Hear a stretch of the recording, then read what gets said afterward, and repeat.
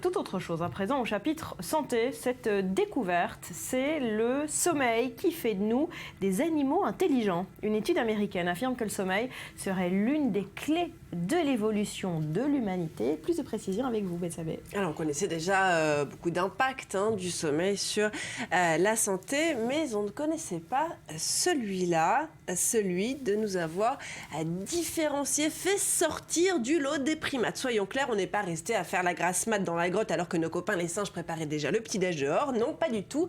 Il y a 2000 ans, l'homme a commencé au contraire à moins dormir, mais d'un sommeil plus profond et de qualité. Ça s'est passé quand l'Homo erectus est descendu dormir par terre avec ses congénères au coin du feu, au chaud, plutôt que perché dans les branches. Et oui, le somme dans les branches, eh bien, c'est sympa pour le panorama, mais c'est moins confort entre l'équilibre à gérer et puis les serpents à éviter. C'est un peu comme piquer du nez en classe économique d'un avion, explique l'un des chercheurs de l'Université Duke, c'est en Caroline du Nord, au New York Times. Bon, en revanche, au sol, le temps est plus limité, oui, parce que les prédateurs du coin, forcément, nous avaient à leur portée. Du coup, les shifts de sommeil ont été raccourcis. On note qu'aujourd'hui, on n'a plus l'ours, mais on a le smartphone. Voilà, raccourci, mais de meilleure qualité. Et c'est ce sommeil, en fait, qui serait l'un des paramètres importants de l'évolution humaine qui fait de nous, en fait, ce qu'on est aujourd'hui. Exactement. C'est la conclusion de ces chercheurs donc, de l'université de Duke aux États-Unis qui l'affirment dans la très sérieuse revue scientifique Evolutionary Anthropology, qui a été donc reprise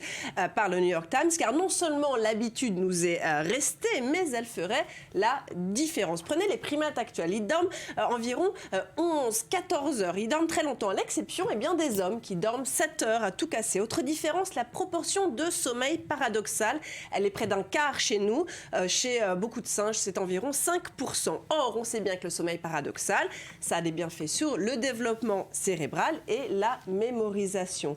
Sans compter que plus prosaïquement, moins vous dormez, plus bien vous fabriquez des petits objets, Cyril, n'est-ce pas? Vous pouvez partager des histoires aussi. Alors, aujourd'hui, vous n'avez plus besoin de vous lever tôt pour aller chasser ou tailler les pierres. Eh bien, les études vous diront quand même qu'aujourd'hui, si vous dormez 9 heures, c'est aussi dangereux que l'alcool ou le tabac.